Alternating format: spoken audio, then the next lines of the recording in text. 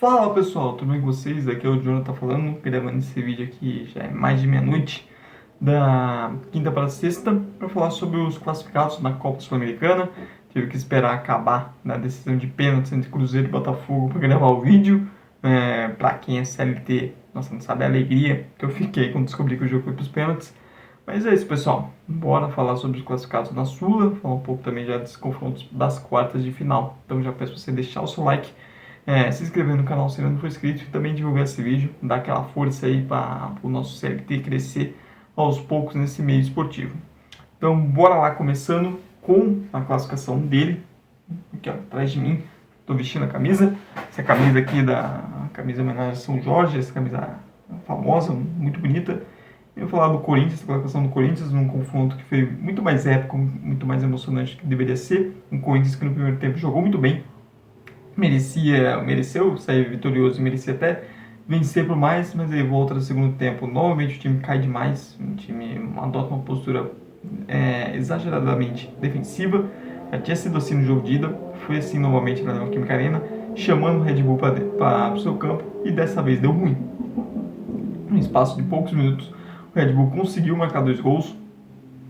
O Corinthians sentiu demais naquele momento, não teve força para tentar uma reação e o jogo acabou indo para os pênaltis. E aí, cara, apoteótico, a estrela do Hugo Neneca brilhou demais, defendeu 3 pênaltis, seguiram 3 match points, né? Porque foram 3 chances ali por 2 match points, na verdade. Eram 2 pênaltis que o Red Bull faz, se classificava e ele foi lá e pegou, sendo que o segundo, uma defesa espetacular, porque o zagueiro Douglas Mendes bateu muito bem, ele foi lá e catou e classificou o Corinthians, algo apoteótico, mas que não pode apagar o fato do que foi aquele segundo tempo desastroso, né? O time ter se desesperado de medo, recuado demais, as mudanças ruins do Ramon Dias novamente. O Corinthians teve muito mais sorte de juízo, ainda um Corinthians que está em situação complicada no Brasileirão, mas que nas Copas avançando, está nas quartas da Copa do Brasil e também agora nas quartas da Sula, onde vai enfrentar o Fortaleza, que confirmou o favoritismo contra o Rosário, sofreu mais do que se esperava.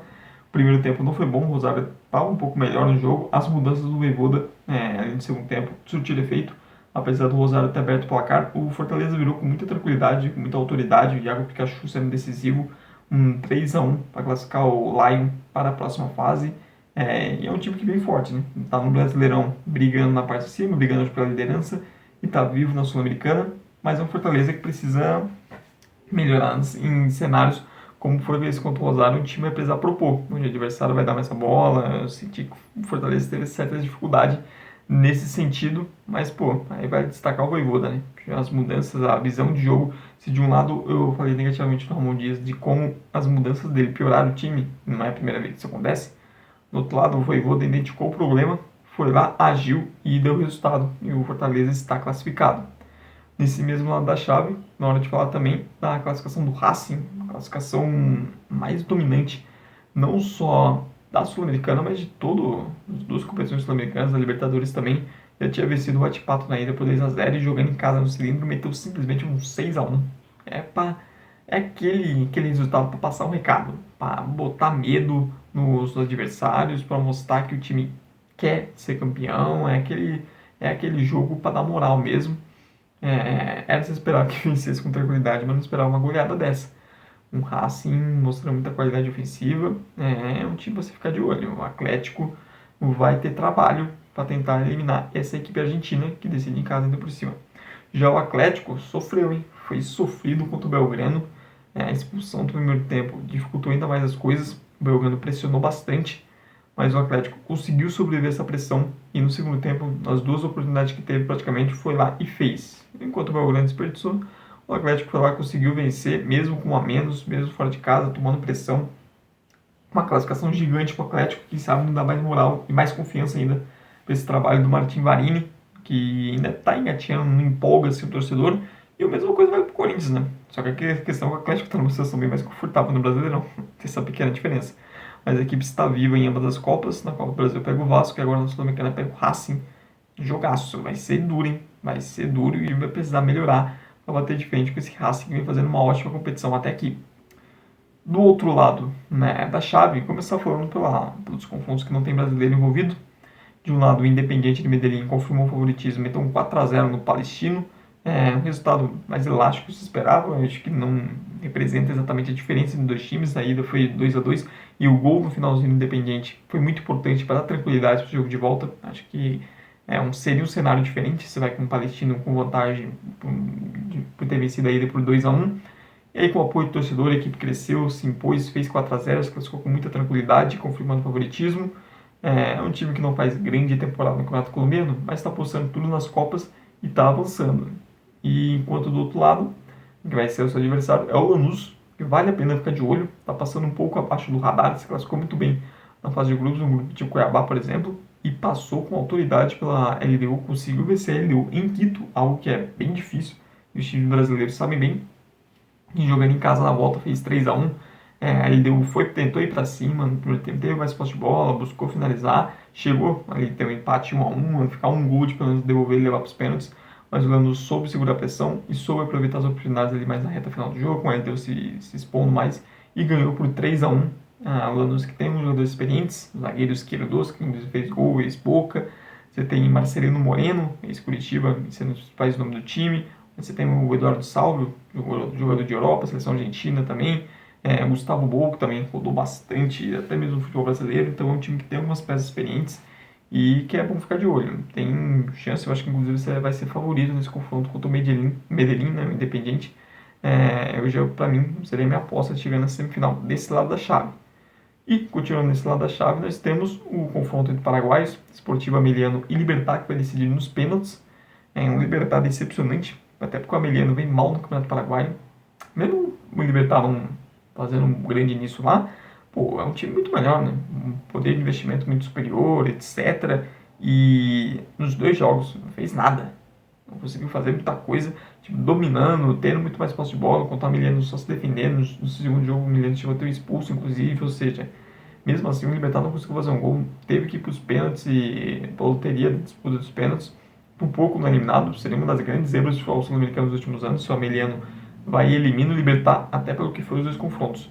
Eu esperava mais o Libertad, antes dos jogos eu falei que eu achava que o Libertad ia se classificar com certa tranquilidade. No final foi bem sofrido, que não passa muita confiança nesse time para o mata-mata contra o Cruzeiro. O Cruzeiro que também se classificou sem empolgar, a verdade é essa. O trabalho do Seabra no Cruzeiro já teve momentos de maior empolgação. Acho que está passando por uma oscilação, que é normal, até pela quantidade de reforços que chegou. Acho que alguns exigem adaptação e tudo mais. Está tendo uma oscilação. Se classifica com Boca em um jogo muito condicionado pela burrice do Advíncula, com 10 segundos conseguiu ser expulso. Se não foi a expulsão mais rápida da história do futebol, é com certeza uma das mais. Porque, cara, ser expulso com 10 segundos de jogos é um feito para poucos mesmo. Tem que ser especial para conseguir isso. Um jogo acaba virando um ataque para a defesa. O Cruzeiro faz 1-0 logo depois, né, no começo do jogo, também por um erro de saída do Boca. Se esperava mais facilidade, o Cruzeiro chega a fazer 2-0. Aí no final do primeiro tempo, o Cássio falha. A falha mesmo, a verdade é essa, no gol do Boca. E o Cruzeiro não consegue se impor tanto assim. Putz, Boca com a menos, etc. O Cruzeiro precisa de um gol só para resolver liquidar a fatura. A equipe não consegue ter um volume, realmente pressionar o Boca, empilhar várias chances. Mesmo tendo time para isso, mesmo jogando em casa, acaba indo para os pênaltis. E é curioso, né? Um confronto entre Cássio e Sérgio Romero, dois goleiros famosos por serem pegadores de pênaltis. Acabou que nenhum deles pegou. E nem chegou nem perto de pegar, a verdade é essa. Os pênaltis todos muito bem batidos, menos o último do Merentiel, que isolou e deu a classificação para o Cruzeiro. Mais um passo na reconstrução do Cruzeiro. Você chegar nas quartas de finais de competição sul-americana e você eliminar um grande adversário como o Boca Juniors. Para a torcida do Cruzeiro é um momento especial. Ver o clube voltando a estar nesses grandes palcos do continente sul-americano. E assim, o Cruzeiro tem uma chave acessível para chegar à semifinal. O Libertad, pelo que não jogou contra o Ameliano, não passa nenhuma confiança de que vai ser um adversário mais duro que foi o Boca. E pensando no outro lado da chave, acho que o Lanús, aí sim promete ser um confronto bem duro se rolar numa semifinal. Do outro lado da chave, para mim, uma chave bem mais equilibrada. Você tem Fortaleza e Corinthians, que o Fortaleza é favorito, hoje é um time melhor, mas é o Corinthians na Copa diferente do Corinthians do Brasileiro, então promete ser um confronto mais equilibrado. E Racing Atlético também um ótimo jogo. E enquanto o Cruzeiro, do outro lado, junto com o Lanús, são os favoritos a chegar à semifinal. Mas é isso, pessoal. Deixe aí nos comentários o que você achou dos Jogos de Volta Sul-Americana. Você concorda ou discorda de algo? Alguma decepção, alguma surpresa na sua opinião? O espaço é livre para você comentar. Não se esqueça de dar like aqui no vídeo, se inscrever no canal se não for inscrito e dar aquela força divulgando esses vídeos. E os demais, dar aquela força para ajudar quem está começando. Muito obrigado mesmo quem veio até o final. Tchau, tchau e até a próxima.